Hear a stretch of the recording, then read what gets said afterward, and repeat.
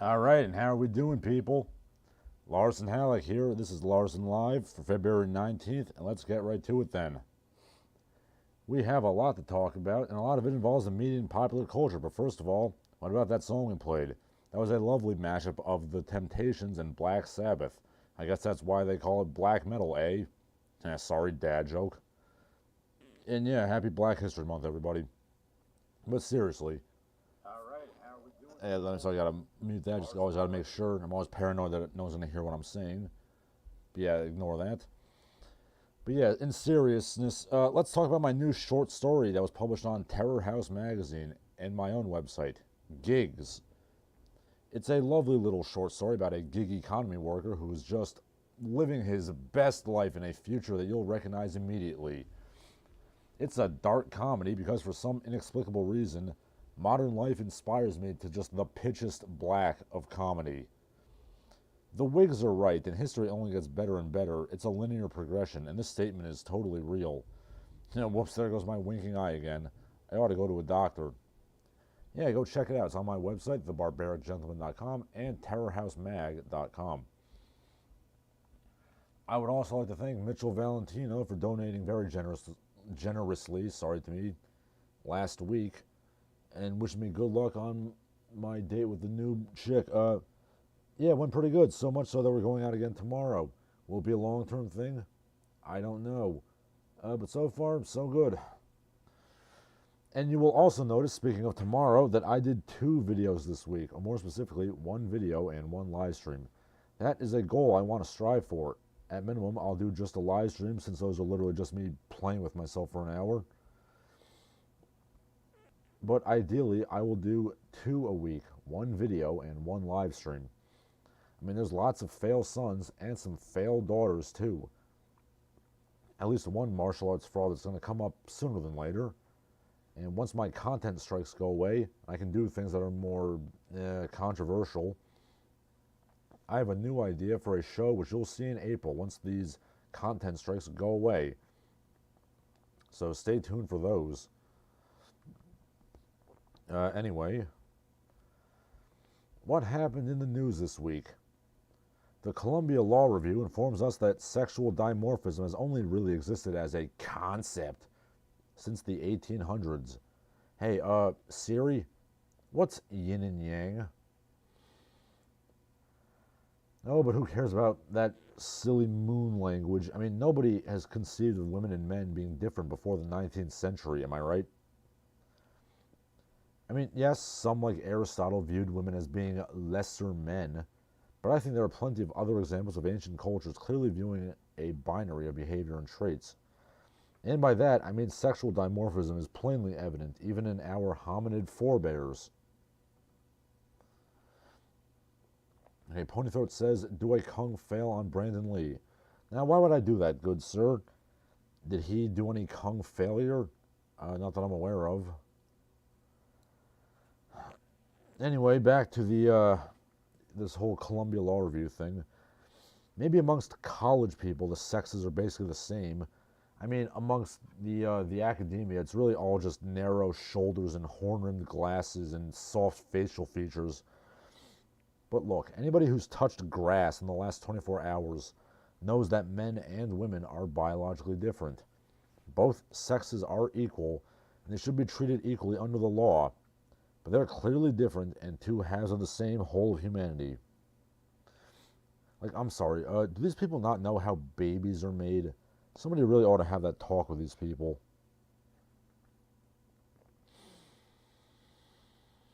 And in a way, isn't this all kind of bigoted towards women? I mean, it's literally saying, well, there aren't really any differences between genders. I mean, women really are just lesser men. Derp, Aristotle was right. I mean, if the theory is right, what difference does it make when it was first verbalized? It seems to me that this is something that's so plainly evident, nobody even thought to write it down until then. I mean, this is literally like saying, well, germ theory only arose as a concept with Louis Pasteur in the 1800s, so, germs are bullshit. I mean, we can just disregard that crap. We're going back to the 4 humors. Now, none of that, of course, changes the fact that trans people have every right to do what they do and voice their opinions, and that they are by nature stunning and brave. I just find Columbia Law's historical research to be somewhat lacking, is all. And speaking of, Viking hordes were transgender, according to some genius with a gender studies degree. This person isn't even an archaeologist or anything like that. They're a gender studies professor. Just to say, oh, somebody donated money to me.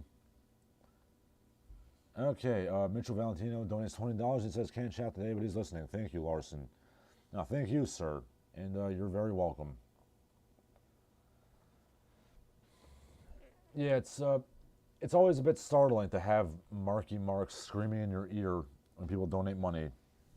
I don't know if I'll ever quite get used to that. But anyway, this gender studies professor, which is to say a professor of absolutely nothing, sometimes women were buried with weapons, so that means Vikings were totally transgenders, says this person. First of all, let's just make it very clear that transgender people are stunning and brave and magnificent, and I have no problem with them doing what they do. But, is it so hard to believe that women may have been buried with weapons because they were items of value and these were high-ranking women? Yeah, no, I'm pretty sure the concept of gender dysphoria wasn't really a thing in the Dark Ages, at least not widespread. And even if it was, how could they transition? Yeah, I'm sure they were doing GRS surgeries with Sayaxes. Do yourself a favor, go look up what a Sayax, or a Sayax, I don't know how to pronounce that, looks like, and imagine doing a gender reassignment surgery with that. That was the go-to general utility tool for these people.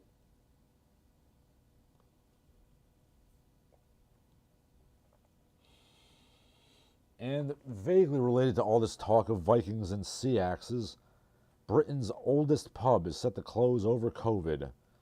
Ye Old Fighting Cocks is a pub that opened in 793, and it claims to have been in operation continuously since then. To be honest, I would take that with a bit of a grain of salt. Look, I'm sure there's been a pub on that spot continuously since then, but some research is suggesting that the actual building that's there is only about 500 years old. That's still pretty good. And I'm sure the location has changed hands quite a few times throughout the years, but, still. Just to clarify, Ye Old Fighting Cocks survived Vikings, it survived Normans, it survived the Black Death, it survived smallpox and cholera. But COVID took it out. Because, COVID is worse than all those things combined, apparently.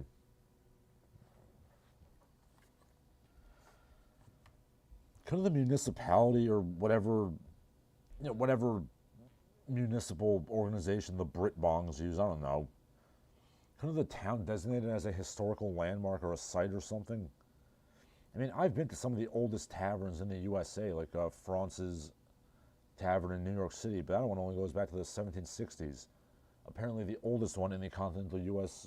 Is in Rhode Island. It goes back to the 1690s. But, Ye Old Fighting Cocks is literally 5 times as old. It's a damn shame if you ask me. But still on the topic, wait, what's this? Okay, Ponythroat says the Birka woman was not even a Viking. She was almost certainly from the Eurasian steppe and was buried in Sweden for whatever reason. Well, I don't know about that. I mean, the Scythians have been buried with, equal opportunity gender things and weapons and things like that.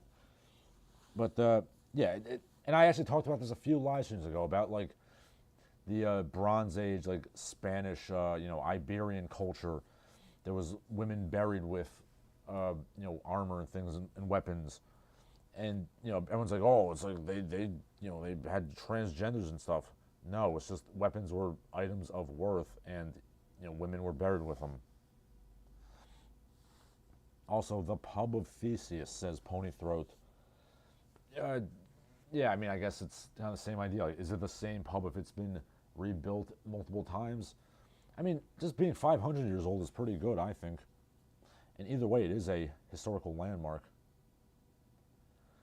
Okay, Robert Leonard says the Vikings were known to bury disabled from birth, but still high status men with warrior goods, so she may or may not have been a warrior. Yes, that's exactly what I'm saying. Okay, given that the pub is certainly listed as a historical site, they can close it for business, but the building ain't going anyway. Well, I'm sure it won't, but still a shame. I mean, you got to get your plowman's lunch somewhere. Who doesn't love a big hunk of bread and cheese? But yeah, still on the topic of ye old English heritage, the trailer for that Amazon Lord of the Rings Rings of Power show has posted, and literally every single comment on that trailer video is, evil cannot create, it can only corrupt what good has created, in multiple languages. English, French, Polish, Russian. I mean, it's a coordinated it's a coordinated trolling campaign for the forces of good. And yeah, that trailer just looked like absolute garbage. And I assure you, I will not be doing the idiotic thing of, I'm going to watch this whole thing so I can complain about it. I mean, when are you morons going to learn to not do that? Look, the show looks like it sucks, and I won't watch it. Simple as that. I mean, if the reviews come in and by some miracle they all say it's amazing, I might check it out, but I highly doubt that's happening. But it's really great to see theonering.net trying to defend, this garbage. That's apparently the biggest Lord of the Rings fan site on the internet. And guess what tactic they're using? Of course, it's like, oh, well, if you don't like this show, you must be a racist. Stop being racist, you racist. Yeah, because that's how you win people to your side, by accusing them of being bigots. Okay, let's see. Ponythroat says, think about how much good it might do to the media if the most expensive TV show ever bombs due to political correctness. I mean, I would like to think that, Ponythroat, but how many terrible woke shows have hit the skids due to their wokeness, and they still keep chugging along.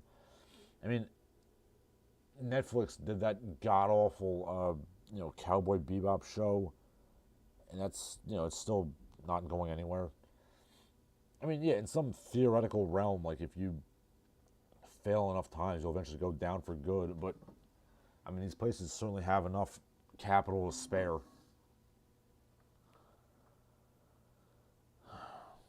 Oh, and speaking of the Rings of Power, fun fact. Amazon has literally admitted that they don't own the rights to the Silmarillion or the Unfinished Tales. They literally just have the film rights to Lord of the Rings. So this literally is just glorified fan fiction that they're pulling out of their asses. So why not have strong whammon and black dwarves and such like that? And by the way, if you wanted to do actual Lord of the Rings fan fiction involving black people that would fit into canon, Amazon, go on lotr.wikia.com and take a look at the map of Middle Earth. Do you see that whole continent to the southeast called Harad, near Harad, far Harad? Yeah, those are literally places where black people live. Tolkien barely discussed them at all. I mean, you could do a whole new show that would actually fit into the mythos he created and set it in Harad.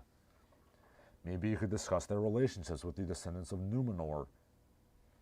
And you can give the descendants of Harad, near Harad, and far Harad sympathetic reasons for why they sided with Sauron. That would be genuinely interesting, and would give you the white man bad narrative that you so desperately want. But that would require effort and researching the source material and talent and stuff. So that's not an option.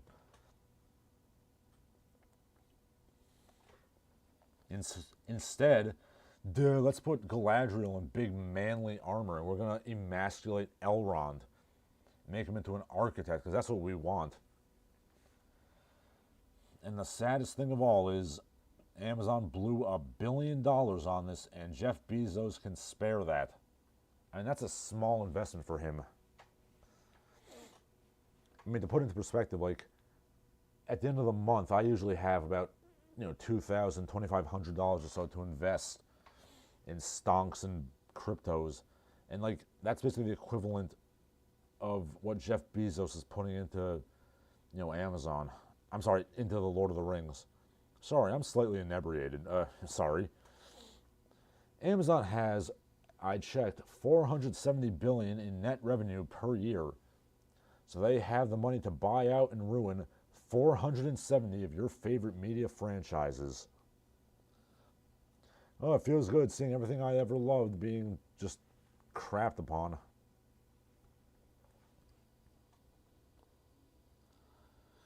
Okay, Ponythroat says Amazon Lord of the Rings will be one thing above all others, a Game of Thrones ripoff. Oh yeah, I'm pretty sure they. I dimly recall that they explicitly said that they wanted to kind of copy off Game of Thrones. Yeah, what was Aragorn's tax policy? Says George R.R. Martin. It really astounds me how Game of Thrones just literally disappeared off the face of the earth after it ended. All those memes were for nothing. Ponythroat also says, if they set a show in Harad, how would they parasite the previously established works? Yeah, I know, that's what I was saying. I mean, to do so, that would actually require some talent and some creativity. And that's something that Amazon is very much devoid of.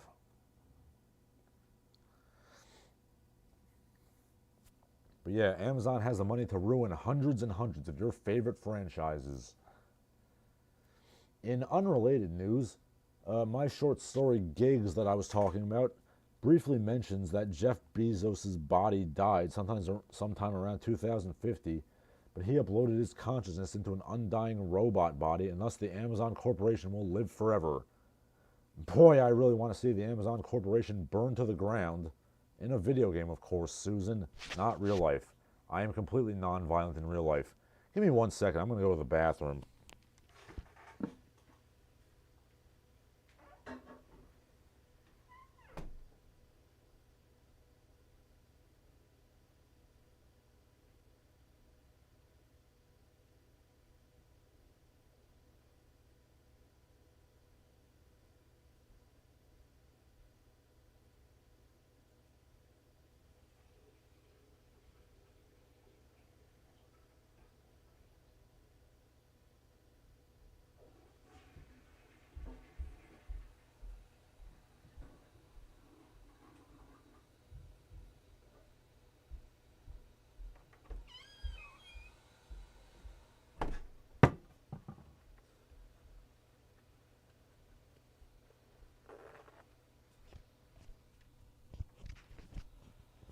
Okay, that was all slightly undignified, but here I am, I'm back.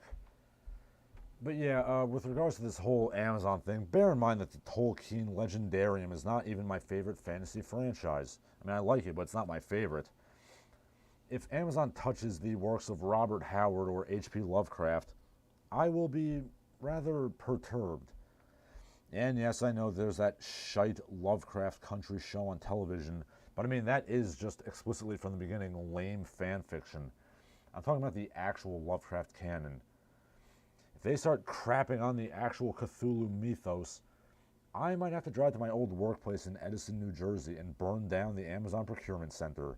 In a video game, of course, not real life.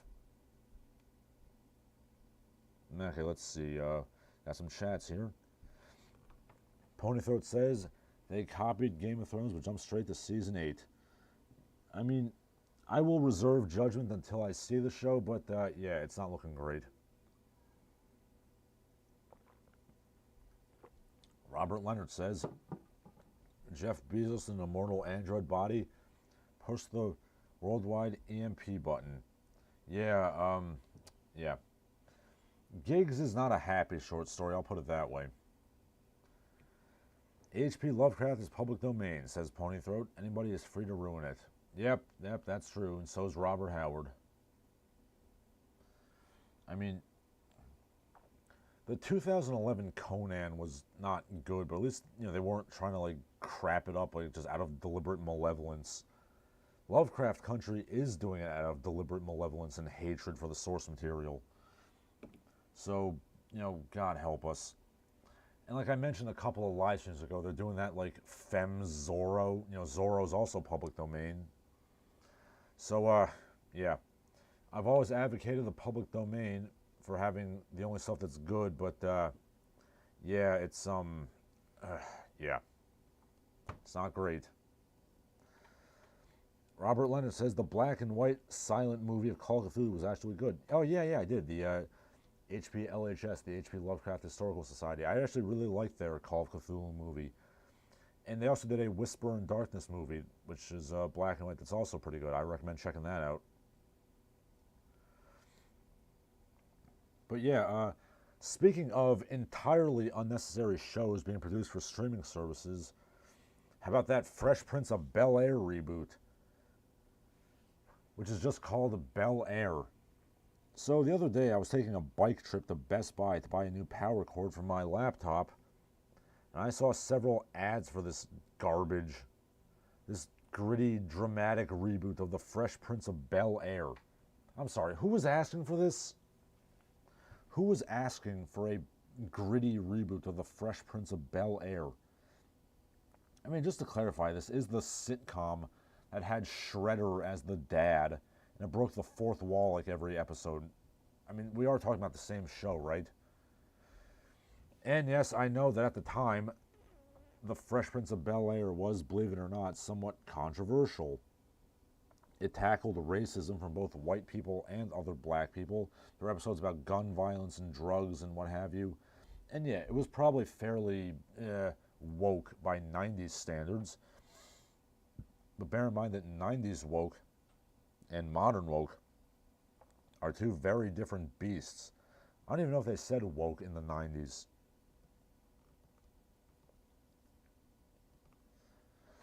Okay, Ponythroat says any modern Conan interpretation would probably lack the homoeroticism of the 80s adaptations. You know, a lot of 80s action movies are kind of subconsciously homoerotic, but I would say that John Milius's Conan is not one of them, to be honest. I mean, it's a deep masculine friendship, but it's not gay.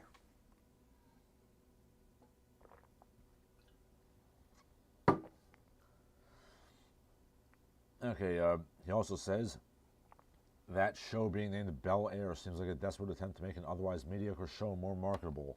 I have my theories about why it's named that, but we'll get to that in a little bit. Yeah, I mean, I don't think anyone was saying woke in the 90s, and, I'm just going to say it. For all of its many, many flaws, I legitimately think that 80s and 90s America might actually be the closest anybody's ever come to a true functioning, multiracial, multicultural society. Yeah, just think about that for a second. Let that sink in. Oh, God. I mean, what the hell, gritty Fresh Prince reboot? Nobody wanted that. Who was asking for this? I don't know. Maybe Will Smith is just in a really bad mood right now. I mean, as far as I'm aware, his personal life is just going completely down the toilet. His wife is a whore that cheats on him, and his son is a latent homosexual. Not that there's anything wrong with either of those things.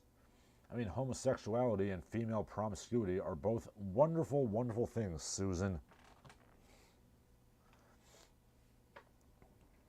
But just in general, I mean, why would you take a beloved sitcom and do a gritty, dramatic reboot of it? I mean, what are you going to do next? Are you going to do a gritty reboot of Seinfeld? Like, you're going to have George being an incel who shitposts on Pole all day long when he's supposed to be working with the Yankees? Are you going to have Kramer as a hardcore QAnon conspiracy guy who's planning on shooting up City Hall to save the children from having their adrenochrome harvested? Okay, I'm not going to lie. All this still sounds hilarious to me. I would watch, like, gritty, grimdark Seinfeld. And I can't even do a joke about Newman going postal at the post office because the original show literally made that joke. And what is the deal with QAnon? If nobody knows who he is, why does anybody listen to him? I'm sorry, that was terrible. Okay, Ponythroat is still on Conan. I assume it was gay because so much of the cinematography being T0% focused on glistening pectorals. The character's backstory is he was enslaved to work out for 15 years. Well, I mean, the whole thing with 80s action is like, you know, there's a lot of focus on like rippling muscles and sweaty man flesh, but there's a thin line between being aspirational and being, homoerotic. Anyway, I don't really buy it myself. But like I said in my Frank Dukes video, I mean, Bloodsport's super homoerotic. Conan, I don't think so. But, I must continue talking about grimdark 2020's Seinfeld. Like, Elaine gains 200 pounds and she gets a Skrillex haircut. And then she gets fast-tracked into a job writing for Jezebel about body positivity. I mean, I'm just not entirely sure if Julia Louis-Dreyfus would want to wear a fat suit in every episode. But that's absolutely what Elaine would be doing in 2020, 2022. The 2020s, I should say. I want to know, if you're so positive about your body, why wouldn't you want it to be healthier? I'm going to stop doing this terrible Jerry Seinfeld impression. And really, I'm going to change topics here. Or, I will legitimately spend the next hour and a half coming up with grimdark Seinfeld episodes.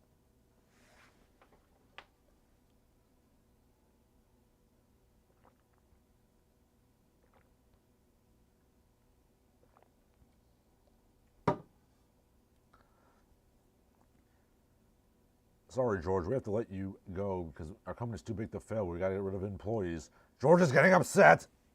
Oh, okay, seriously, I'm done here. If my Jerry Seinfeld impression is bad, my Jason Alexander is even worse. Okay, speaking of massive media conglomerates, Netflix actually does something good for once.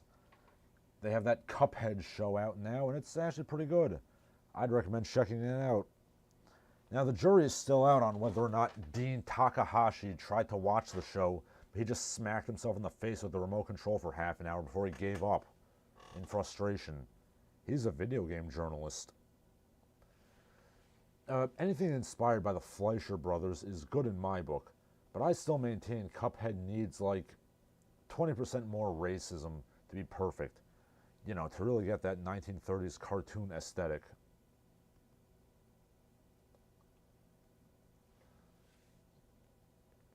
Okay, Ponythroat says, Gotham is the gritty reboot of the Adam West Batman show. Only I can take 60s Batman more seriously. I have very little idea of what Gotham even is. I thought it was some like high school AU thing where like everyone's like young and uncorrupted.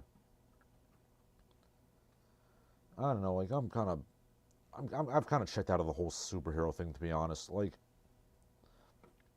a lot of the movies are good. Like, I love the Christopher Nolan Batmans. I like the Tim Burton ones too. But like, there's like a new Batman coming out in March, and I'm sorry, I do not give a damn about Robert Pattinson Batman. I so don't care.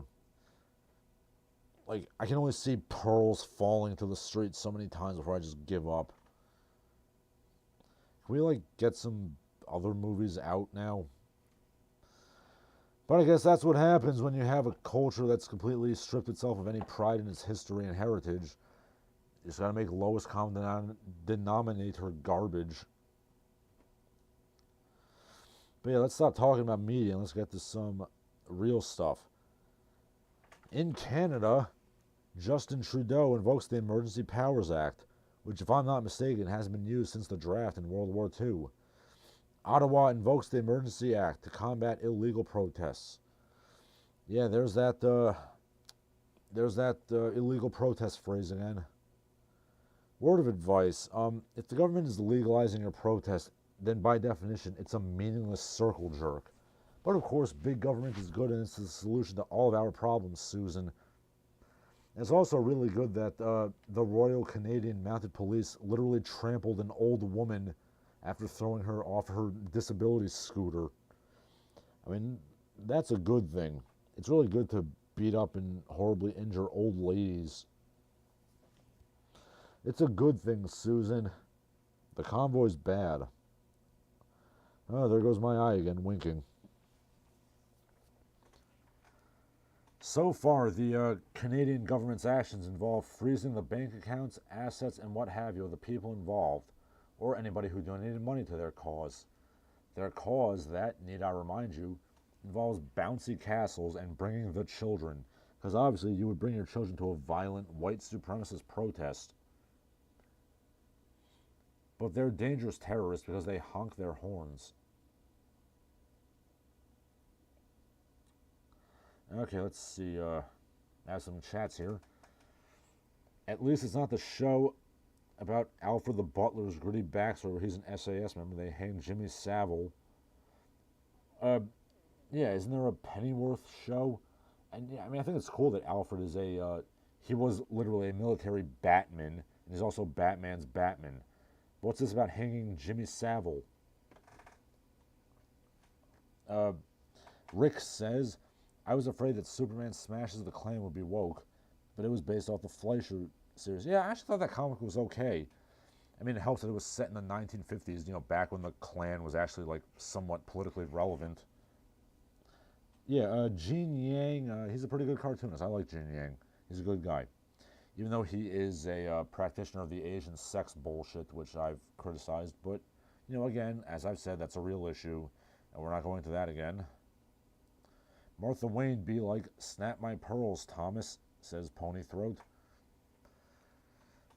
Yeah. I don't know, I'm still very deeply amused by the fact that Tim Burton's Batman had a weapon that was literally just designed to hit people in the balls. And yes, truckers honk and Justin Trudeau is traumatized.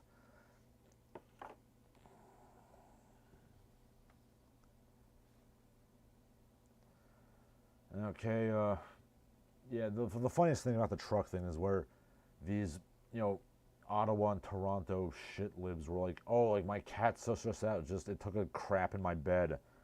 It's like, damn those truckers. Okay, Pony Throat continues on, saying literally nobody wanted a Pennyworth show. They hanged Jimmy Savile in one episode. I mean, it's a good sentiment, of course, but yeah, I mean, nobody was asking for an Alfred show. Maybe like one, TV movie or something, but not a whole show. But hey, you gotta milk that superhero thing dry. And meanwhile, the actual comic books themselves are selling lower than they have ever sold. And you've probably seen at some point that like the Demon Slayer manga has literally outsold every American comic put together. Yeah, that's true. Maybe you should pay attention to that. Comic book industry. But yeah, back to the Canada thing. These dangerous terrorists, they honk their horns. And oh my god, Justin Trudeau is a clown. And like any good clown, Justin Trudeau is very used to painting his face. He has done blackface on multiple occasions. But hey, at the very least, looking at the actions of the Canadian government, I'll have something to throw in the face of smug Canucks who lecture me about how bad America is.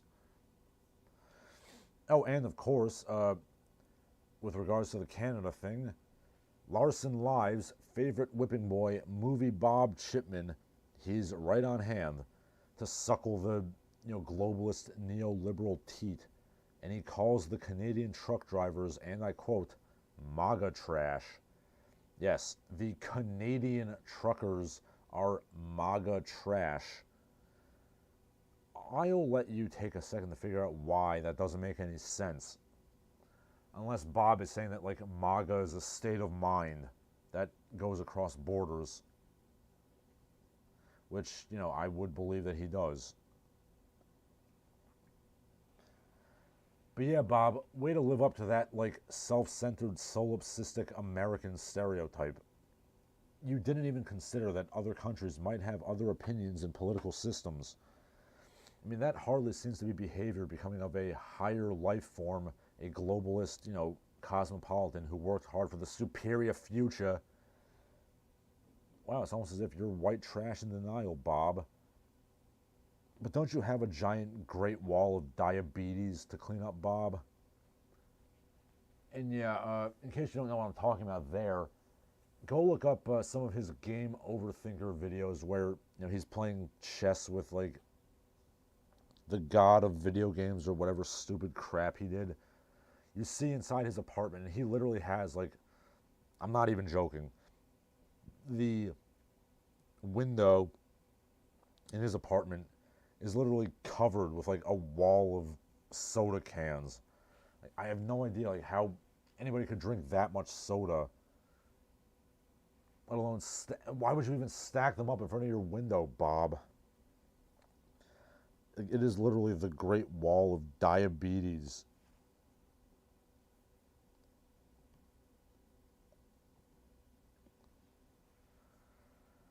Okay, when asking about how many times he blacked up, he said, I don't remember, which means more than the amount of times I've been caught.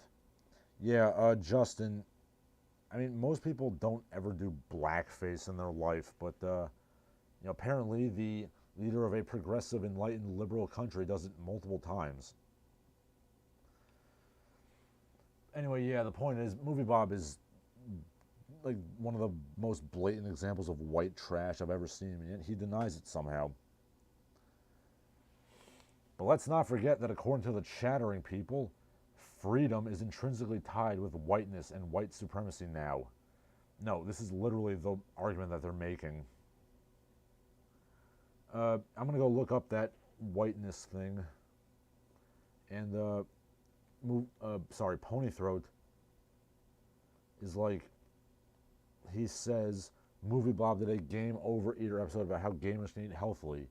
Yes, he did. He also says in his stupid little Mario 3 book that, like, he put on a DVD box set of Transformers and he did a 2,000 calorie workout on the Stairmaster at the gym. I'm sorry, Bob has literally never in his life done a 2,000 calorie workout. Like, Bob, you've never walked 20 miles in your life, even on a Stairmaster or a treadmill or anything. Anyway, yeah, that freedom is white supremacy thing, and I quote, the primarily white supporters of the Freedom Convoy argue that pandemic mandates infringe upon their constitutional rights to freedom. The notion of scare quotes, freedom was historically and remains intertwined with whiteness, as historian Tyler Stovall has argued. The belief that one's entitlement to freedom is a key component of white supremacy. This explains why the Freedom Convoy members see themselves as entitled to freedom, no matter the public health consequences to those around them. Hey, don't you know that, guys? Freedom is white supremacist. All those slaves who wanted to be free, yeah, they're closeted white supremacists. According to the chattering people, freedom is intrinsically tied with whiteness and white supremacy. Freedom is whiteness. War is peace. Ignorance is strength. Freedom is racism. Guys, 1984 was not an instruction manual. I don't know why these people look at 1984 and they say, well, I'm going to give it the old college try. But a lot of, jack-offs do that, and these people need to be stopped. Okay, let's get off that unpleasant topic and let's talk about video games. Lost Ark is a free-to-play MMO or some such that you can get on Steam.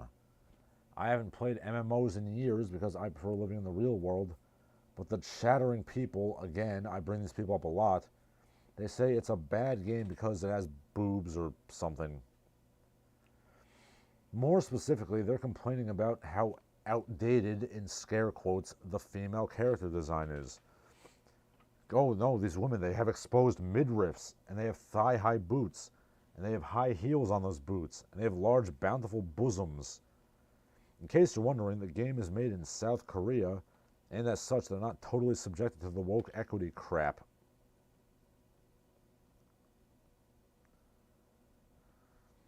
Okay. Pony Throat is talking about Moviebob. He says Bob Chips Ahoyman totally lifts. He lifts a fork up to his mouth. He can do 3,000 reps a day and his cardio is on point. His heart works hard to keep his blood circulating any of hours. That's true. Moviebob also claims that he can bench press 310 pounds. In case Moviebob is listening, I would like to point out that getting yourself out of bed is not lifting 310 pounds. He has never, proved anything of these claims, and I don't think he ever will. But yeah, back to Lost Ark. There's a very easy solution here, and that's you could just give gamers an option for bust size, height, and weight. Just give them a slider to adjust those things. It's an MMO. The characters are, by definition, customizable since you don't have a, single protagonist that you're following in the narrative. A slider for weight, height, bust size, muscle size, and anything else you'd want. It's not like this technology doesn't exist already. And look, if you want to play as a land whale, I 100% think you should have that option. And if you want to play as some hyper-sexualized vixen with the dreaded boob armor, then you should be able to play as that character too. Just like in real life, you have the option of being a land whale or a sex pot or anything in between. Apparently nobody seems to understand that, gasp, some women might find it empowering and inspirational to play as a hyper-exaggerated, hyper-sexualized bombshell who can also kick ass. I'm just saying, a lot of female artists draw female superheroes. Bayonetta was designed by a woman.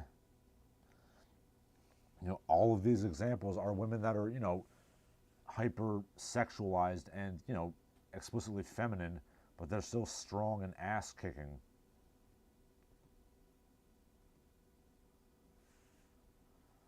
Okay, Ponythroat says if Moviebob was British, he could lift 300 pounds into the cashier's hands at the ice cream shop. Yes, he could. I'm sure he gives lots of money to ice cream, but that's neither here nor there.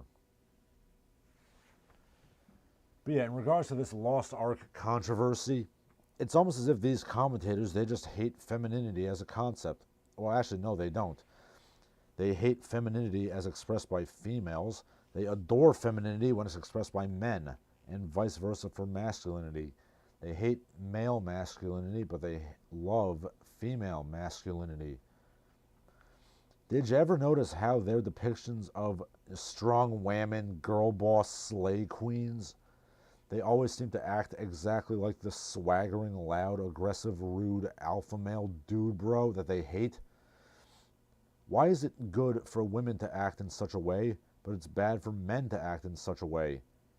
And for that matter, why are their calls to change masculinity always make men act like women? And I'm sure you're wondering whether or not the guy who wrote that article about Lost Ark, Zach Zwiesen, Z-W-I-E-Z-E-N, whether he looks like a narrow-shouldered, skinny-fat geek with horn-rimmed glasses. Do I even need to answer that? Of course he's a noodle-armed, pot-bellied dweeb, like every other male feminist. Let's just keep an eye on him. He might be up to some non-consensual romance, which is also a favorite activity of male feminists.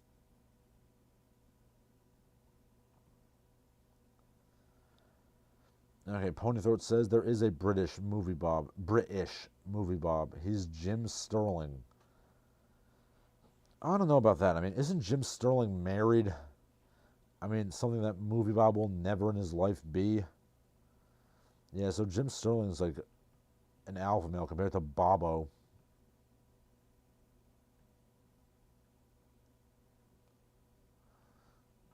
But yeah, that's neither of them are exactly exemplars of human behavior.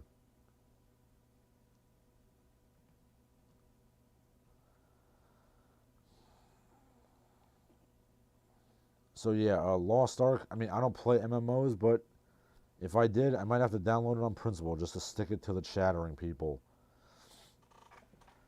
And speaking of stupid people running their mouths, guess who was trending again? Ken Penders. And my heart stops for just a little bit. But don't worry, Ken Penders is not gainfully employed.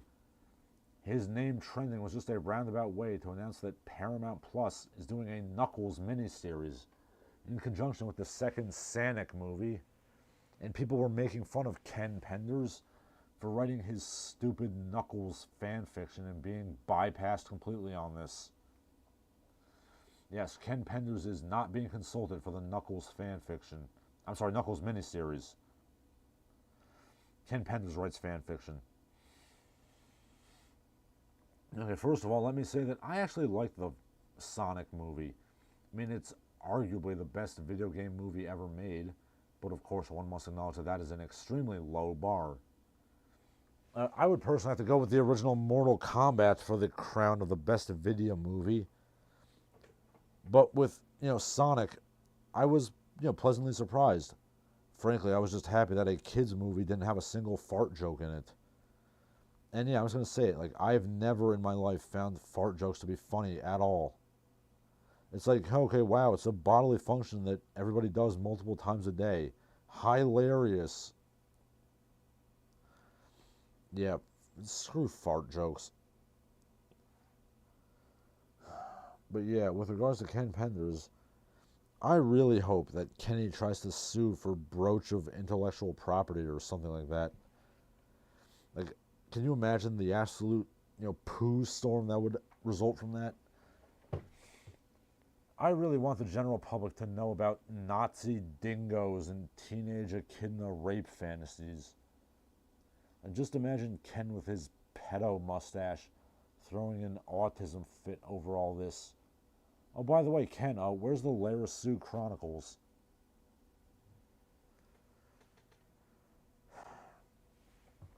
Oh, and apparently Ken is doing NFTs of all his generic echidnas, because of course he is. I would like to point out and remind to everybody that Ken Penders apparently has grandchildren now. So if any of you are incels, listeners, take heed that an idiot man-child with a pedo mustache who went to war with Sega over recolored echidna softcore pornography, he has managed to spawn children. If he can do it, anyone can. I have no idea how I've discussed Ken Penders twice in this live stream. I'm not even that big of a Sonic fan. I mean, which is to say that I adore all of these Sonic games made up to and including Sonic CD, but everything after that kind of sucks the big one. But, yeah. Ken Penders is basically Christian if he had moderately better artistic skills. Which is to say, Ken has the writing and art skills of a angry teenage masturbator instead of a demented toddler.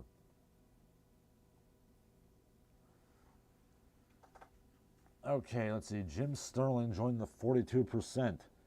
Although in any case his paniculus and his genitals are subject to Schrodinger's uncertainty principle.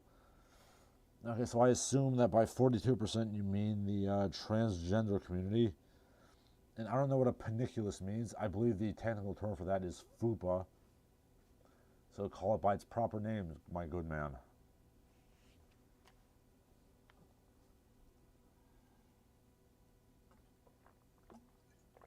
In other news, let's look at what's going on in modern society. Which is to say, Disney is making story living communities, and Facebook's metaverse ads are being published, and they are awful. Boy, I sure love living in this time period that's totally not a dystopian hellscape. But don't let that brief sentence be your only source of horror today. Let's dive deeper into these issues. First of all, let's look at Facebook's metaverse ad, which literally conveys the message of, hey kids, is your life worthless and without meaning? You can escape to a digital facsimile of a worthwhile life with metaverse. Go look it up.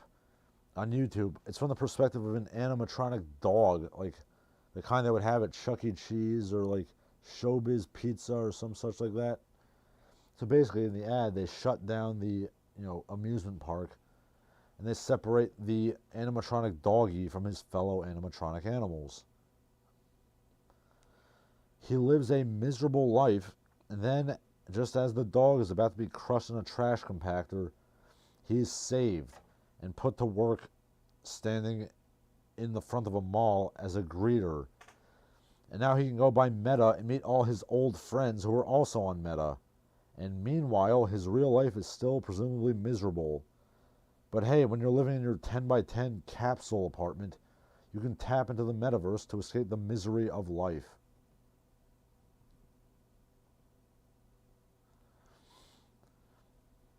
Hey, do you remember when this sort of thing used to be a horror, a tragedy we wanted to avoid? Mark Osborne's More, a claymation short film, kind of made this exact point, where people in a drab, crapsack world put on goggles to live vibrant colors and experience the light of God again. That little claymation short is something I really like. It's literally about this exact same thing. It's about people putting on fruity little goggles to escape the drab misery of their real lives. And ironically enough, I watched it at Disney World many years ago. So that leads nicely into the next part of our dystopia. Disney's getting into the real estate business. And yeah, I know that they already own crap tons of land. But, not quite like this. They're recently opening up actual planned communities and such. And I quote their press release, "With these new planned residential communities, we're moving beyond storytelling and we're moving into story living." My, that's terrifying. I guess this is where society's going to politely shove all of those Disney adults I keep hearing about. Now, look, there's nothing wrong with liking Disney movies. There's nothing wrong with watching cartoons on occasion. I mean, hell, I own a copy of The Illusion of Life, the literal textbook on Disney animation, which I totally bought and I don't have a PDF of. But yeah, these people, they're doing it to a wildly unhealthy extreme.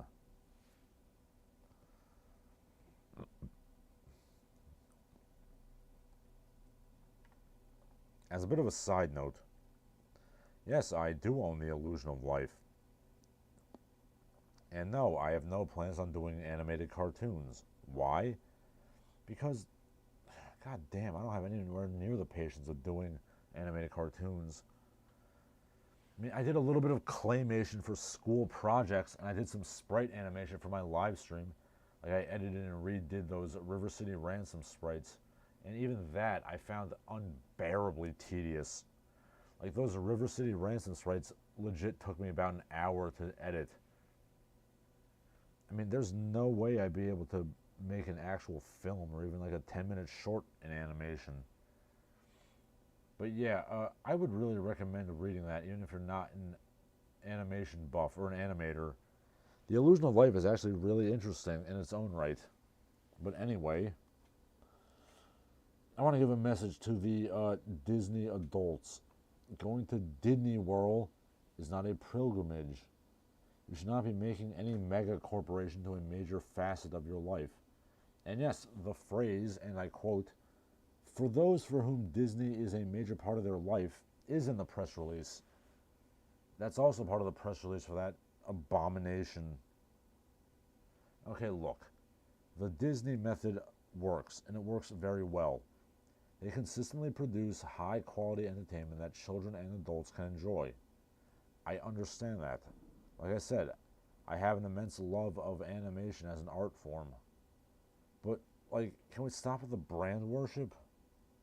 This is legit gonna turn into Bioshock in 5 years.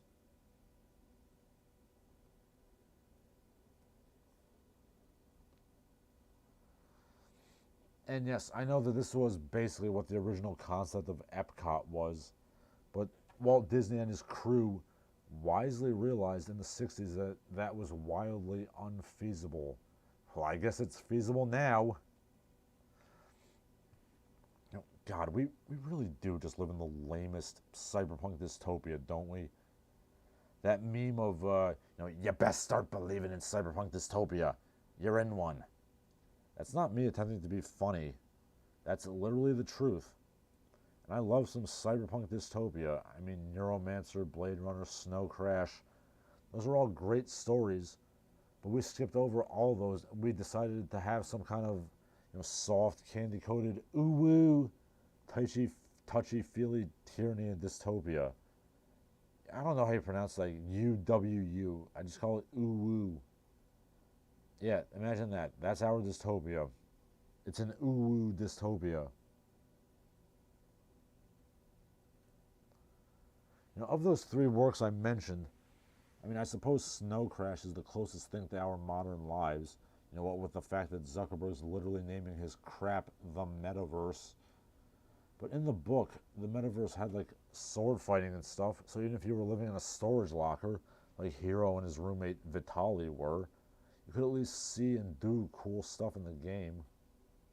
The real metaverse is like in alpha testing, and it already has I got sexually harassed claims in it, so it's only going to get even lamer and tamer from there. And Snow Crash had mafia pizza and motorcycle sword fighting. I guess that's not going to happen in the metaverse.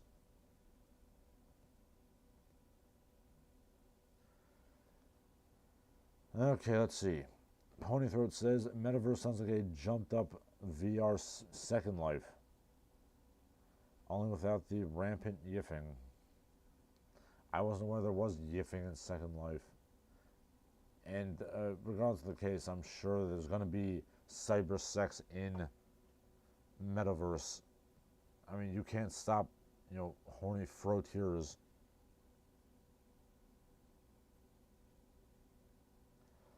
But yeah, back to the metaverse. I'm just going to say it. Like, I'm a big internet guy, and I have been most of my life.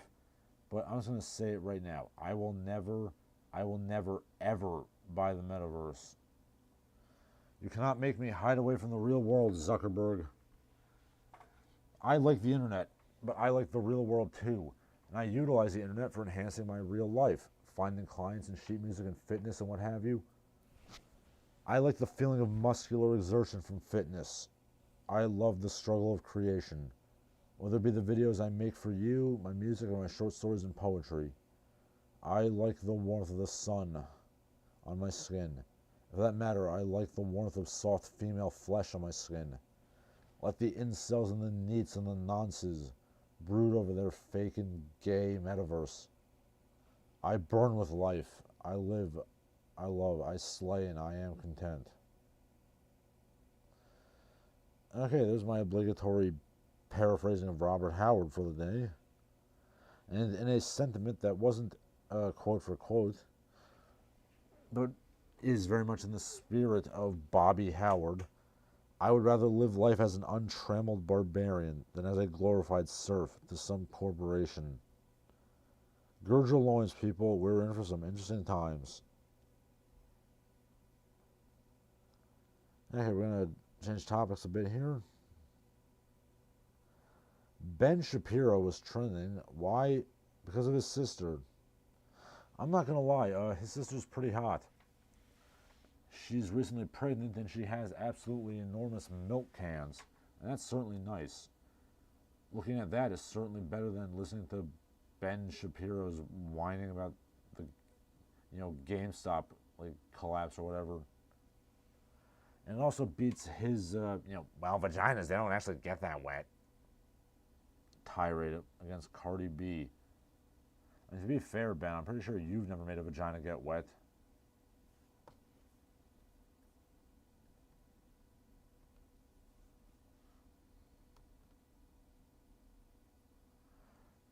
Okay, speaking of milk cans, though, and God might smite me down legitimately for that transition, Victoria's Secret is having its first model with Down syndrome. And what in the actual crap, Victoria's Secret? Who thought this was a good idea? 24-year-old Sophia Harau is the first model with trisomy 21. Am I the only one who has an inherent negative reaction to this? I mean, Gus, I'm sorry, G, I don't know. Maybe there's something wrong with sexualizing a mentally challenged woman who does not have the capacity to understand what's going on. Like, you do realize that taboos against banging the mentally handicapped is for their own good. Because they can't consent to, due to not having the mental age beyond childhood. I'm sure I'm going to get some reactions to this. Well, how is she sexualized? She works for a lingerie company. There's nothing wrong with sexy women. But, yeah, I'll say it. I think there is something wrong with sexualizing somebody who's mentally 5 years old. Yeah, God, can we get a redo of that Great Flood thing?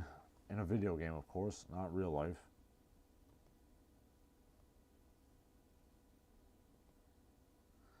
I'm not saying that we should do eugenics and just yeet people, yeet mentally challenged people off a cliff like ancient Sparta. I mean, they should be taken care of and treated with kindness and etc., etc. But this is just degrading for everybody. She doesn't understand what she's doing, and people in general have a negative gut reaction to it. It's that lizard hindbrain reaction. The people who are obviously mentally deficient. I mean, it was a survival tactic in the prehistoric times to react to people that look weird because you don't know if they have some kind of communicable disease. And it's the same thing that causes racism. It's like these people look different than me. I might catch their skin color. They might be weird somehow. I can't trust them. I mean, I'm not saying it's good, but it is what it is. When you see somebody with Down syndrome, you have that subconscious, I better say it arm's length, or else I'm going to kiss the tard, or catch the tard, sorry. I mean, that might be involved, but catch the tard is what I wanted to say. And yeah, I'll just say it. If you were sexually attracted to a mentally challenged person, people that cannot intelligently consent to sex, just saying, you're a loathsome human being and you need to be violently put down. In a video game, of course. Ponythroat says, put the potatoes back on the ground. No, the potatoes, they have a right to be above ground. Because nobody should be sticking their wieners into them.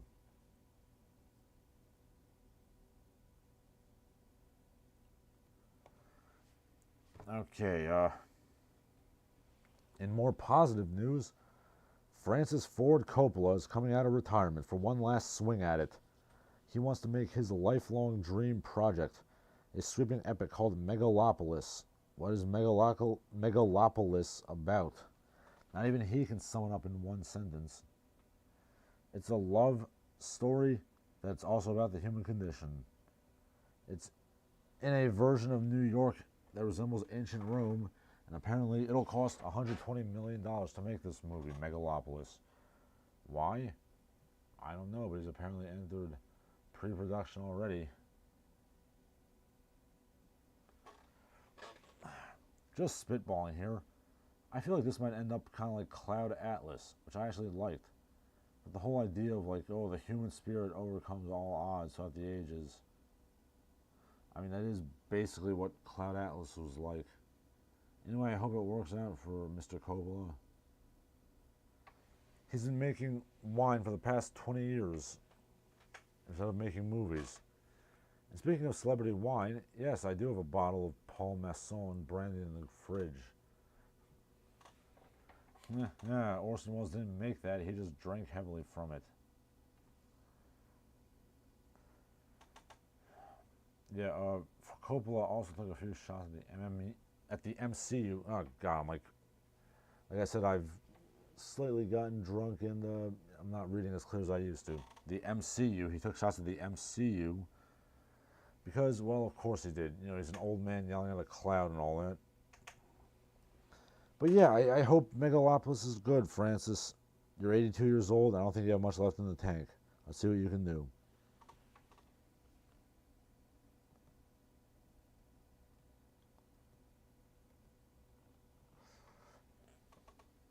Okay, and here's another real winner from my newly favorite Twitter account. It's the Wages Posting L's Twitter account. A picture that simply says, "Free expired soda for all employees," smiley face. Wow, expired soda? How generous of you. I mean, what's next? They're going to give us chicken bones and empty garbage bags? Thank you, corporation.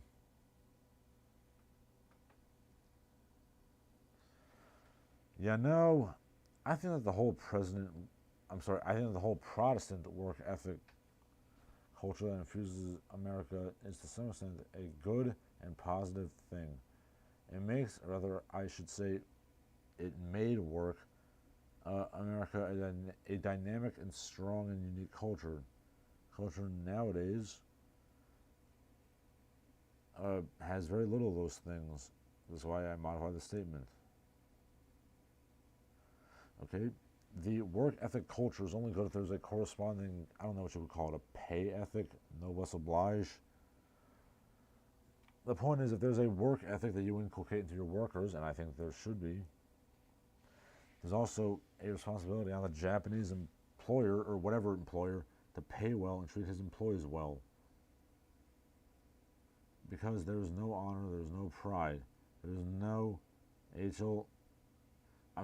no, Jesus, I'm falling asleep here. There's no honor, there's no pride in a nation of downtrodden serfs slaving away for their overlords. Jesus Christ, I'm falling asleep here. Okay, Ponythroat says, Protestant work ethic does not mix with a Judaic employer ethic. Well, I've always felt that, no matter what religion you are, a money-grubbing dick is a money-grubbing dick. But yeah, I mean, the employees are taught to have that Protestant work ethic from the beginning. But, yeah, it's not great. They're taught the Protestant work ethic from birth, and you're never taught the pay ethic, the noblesse oblige, until at least in your 30s, if at all. Alright, I think I'm done here. Unless somebody has any other questions they want me to talk about, or just statements. As usual, I'll give it a few minutes to, kind of let the last few questions trickle in. It's been more than an hour already.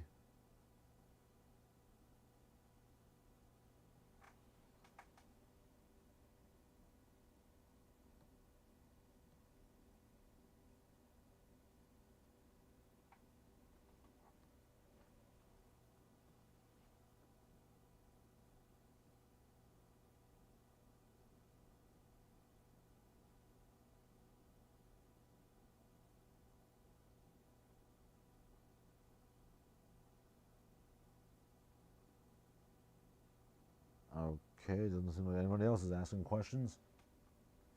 So with that,